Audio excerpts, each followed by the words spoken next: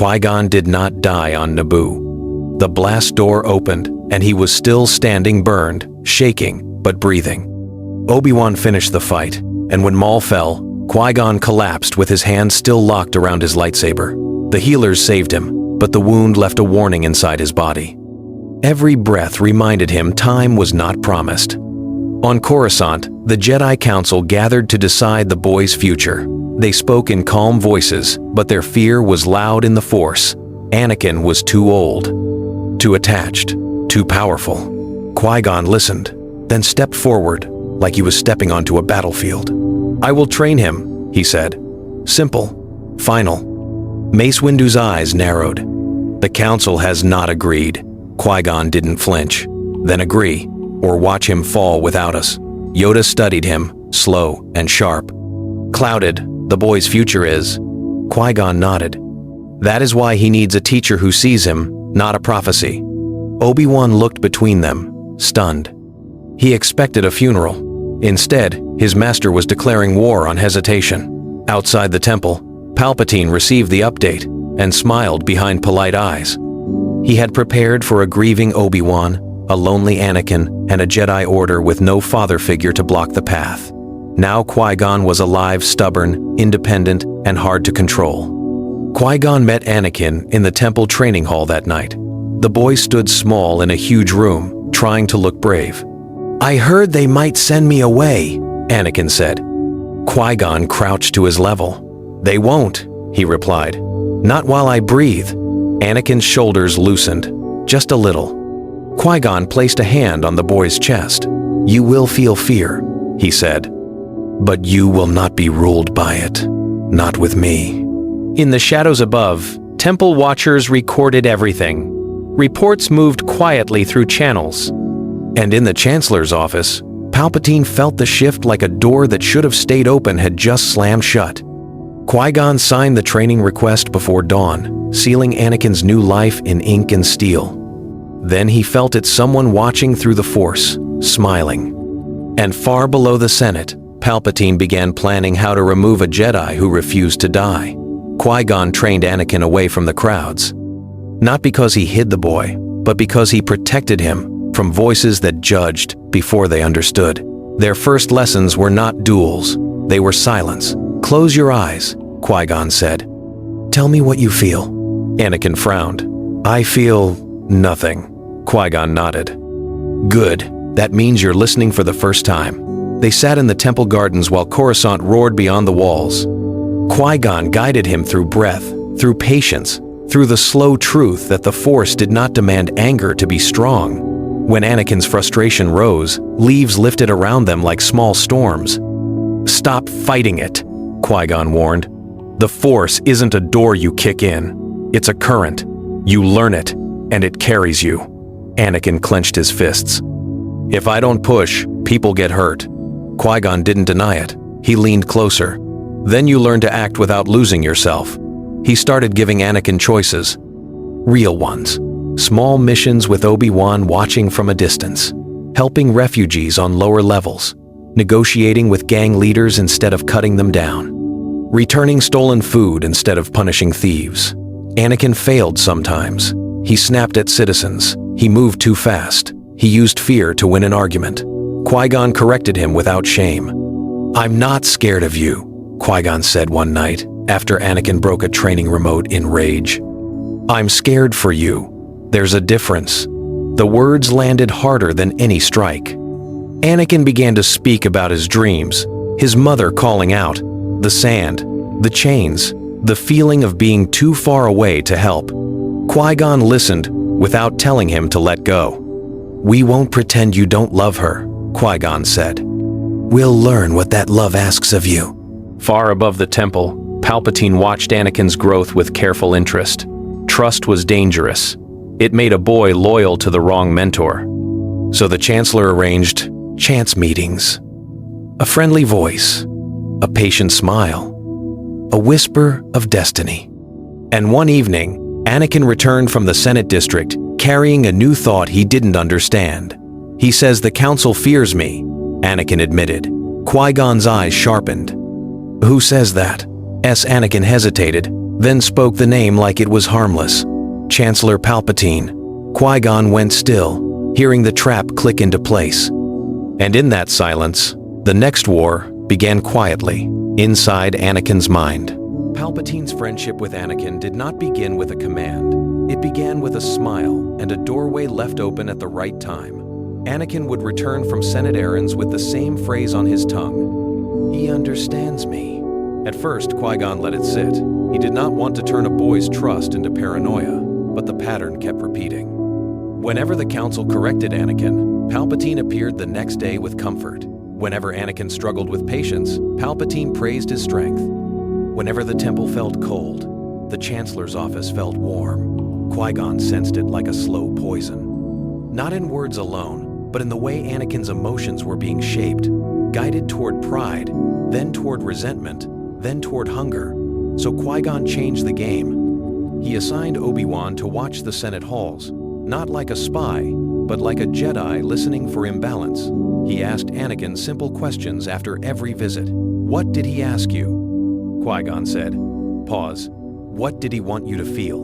Anakin hesitated more often now. That was the first crack in the spell. Qui-Gon began taking Anakin on missions that kept him away from Palpatine's schedule.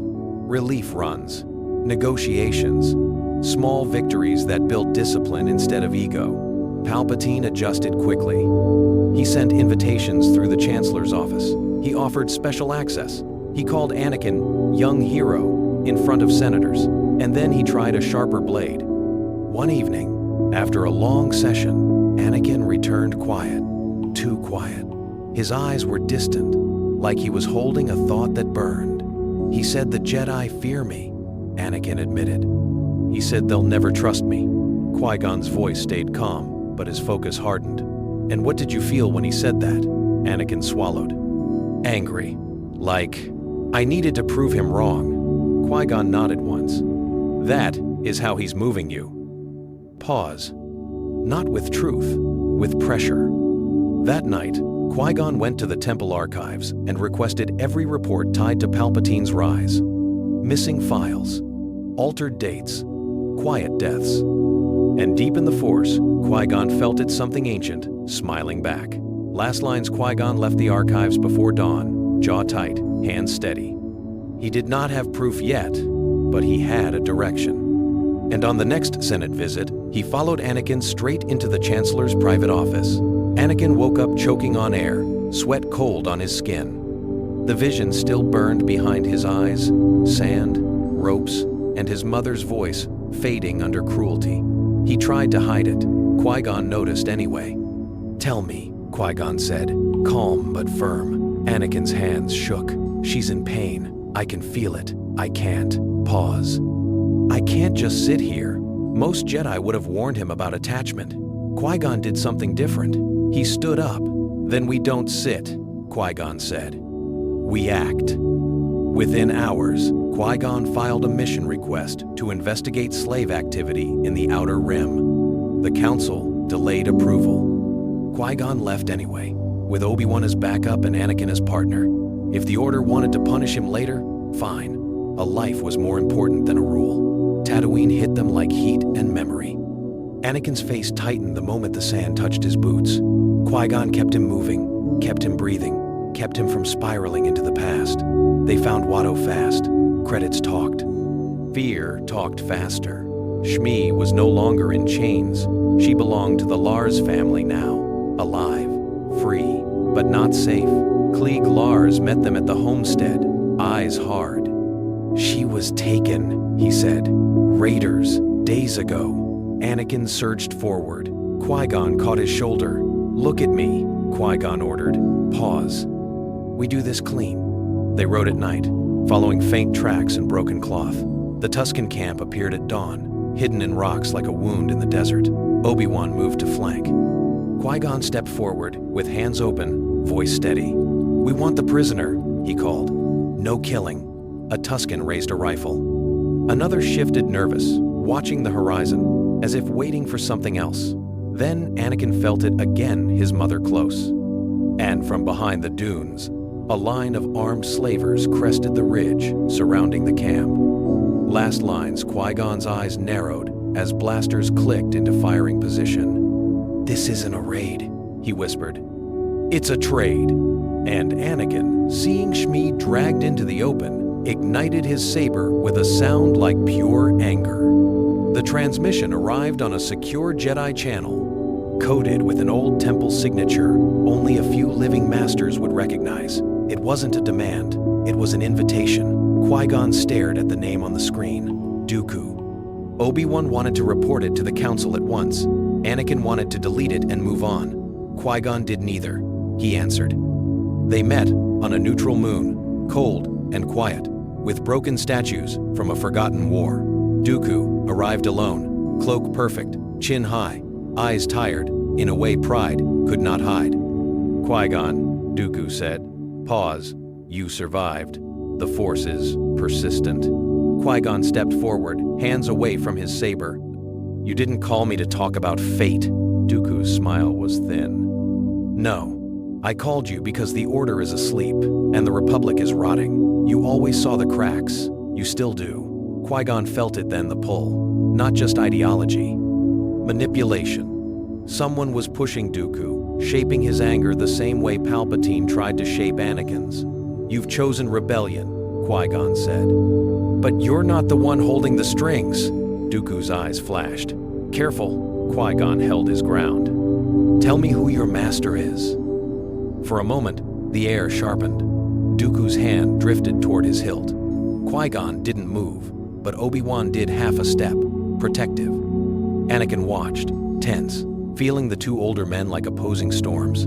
Dooku exhaled, and the truth slipped out in pieces. "There is a Sith in the Senate," he said. "Close to power, closer than you think." Qui-Gon's jaw tightened. "Palpatine." Dooku didn't confirm. He didn't need to. Then the sky split with new sounds. Distant engines, incoming ships. Not one side, both. Separatist fighters and Republic gunships, arriving too perfectly, too fast. A trap designed to force a war. Dooku stepped back, suddenly grim. "It begins," he said, and Qui-Gon realized the worst part.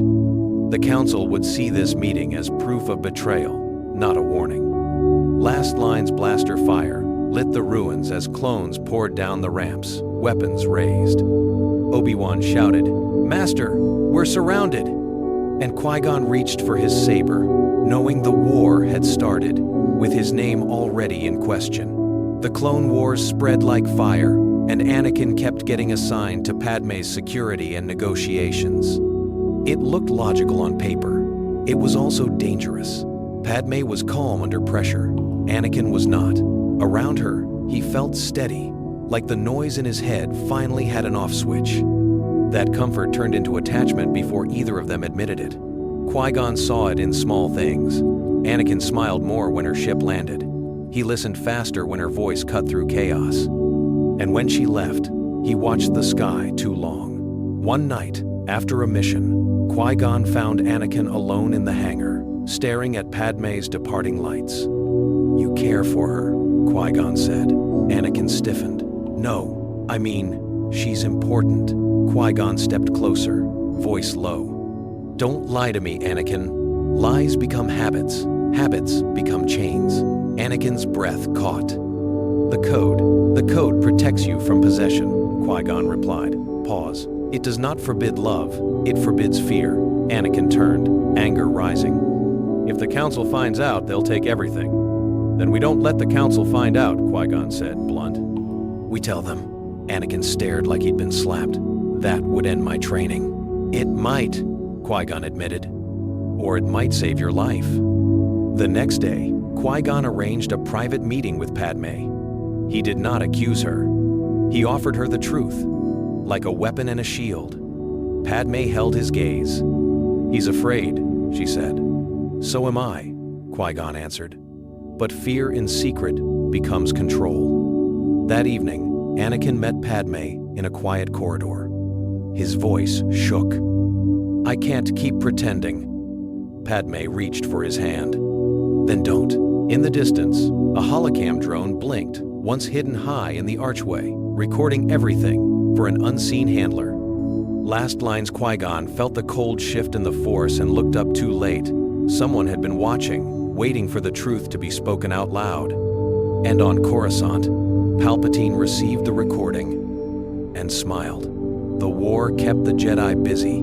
That was the point. Qui-Gon felt it in every briefing: more fronts, more emergencies, more urgent missions that pulled masters away from Coruscant.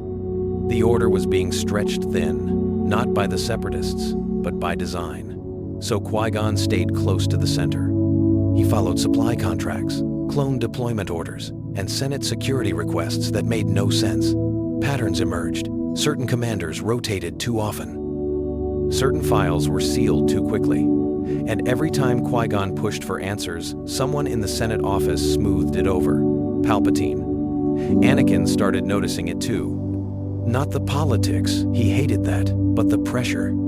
The Chancellor invited him more often now, speaking softly about loyalty and necessary sacrifices.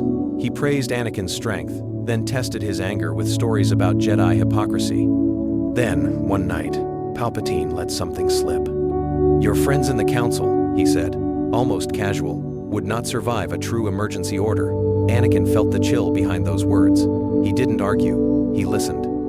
He remembered. And for the first time, he walked out without feeling honored. He went straight to Qui-Gon. Qui-Gon didn't react with surprise. He reacted with speed. "Tell me exactly what he said," he ordered. Pause. Every word. They moved into the temple archives, slicing through red tape with Qui-Gon's rank and Anakin's urgency. They searched clone protocols, emergency contingencies, hidden Senate.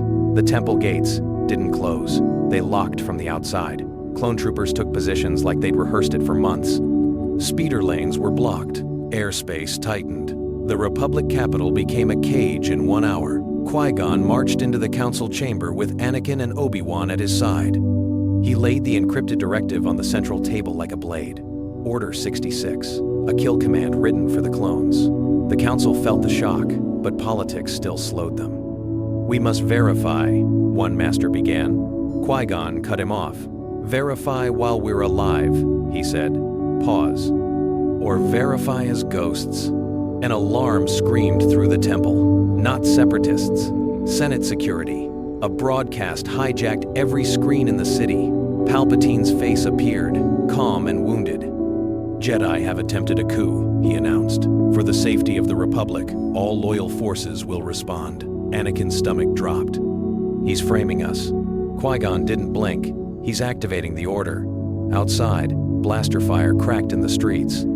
Clones moved with purpose, not confusion. Jedi sent to mediate were met with rifles. Some died before they even ignited their sabers. Obi-Wan looked at Qui-Gon. "If we strike the Chancellor now, we end the war," Qui-Gon finished.